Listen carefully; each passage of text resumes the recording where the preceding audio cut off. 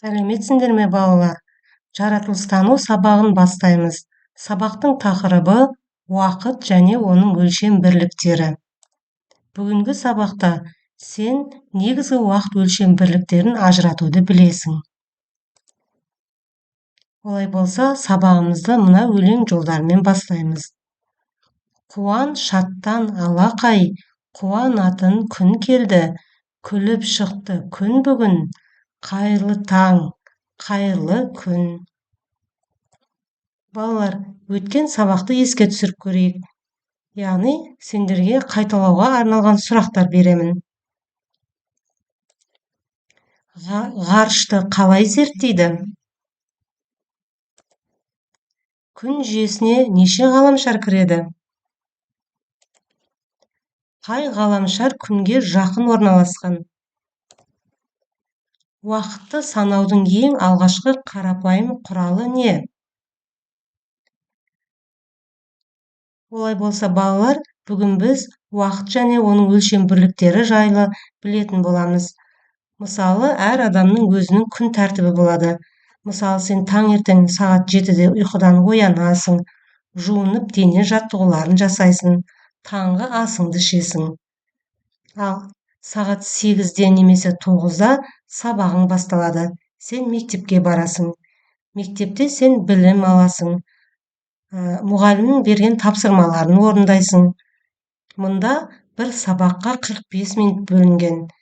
Яғни, бір сабақ 45 минут уақыттың ішінде болады.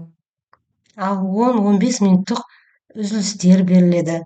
Үзіліс кезінде сен демаласың, ойнайсың және достарыңмен араласасың. Сабақ біткен соң сен үйіңе қайтасың. Ал үйге келген соң түскі асыңды ішесің.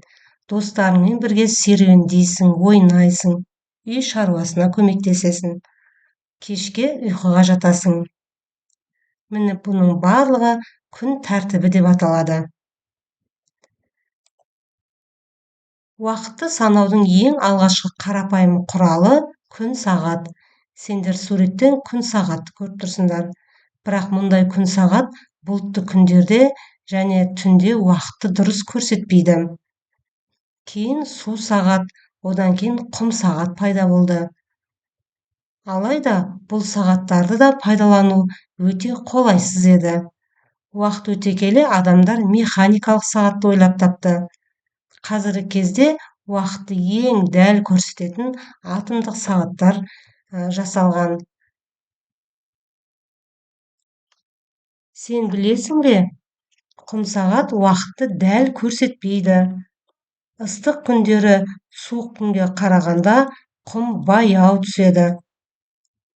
Ал әлемдегі ең алғашқы оятқыш сағат 18 ғасырдың соңында жасалған. Мысалы, механикалық оятқышты американдық Леви Хатчинс 1787 жылы жасап шықты. Бірақ бұл оятқыш тек сағат таңғы 4-те ғана дабылдады. Ал әр уақытта дабылдайтын оятқышты француз ғалымы Антуан Раде ойлап тапқан. Есіңде сақта, уақыт өлшем бірліктерін сен жатқа білуің қажет.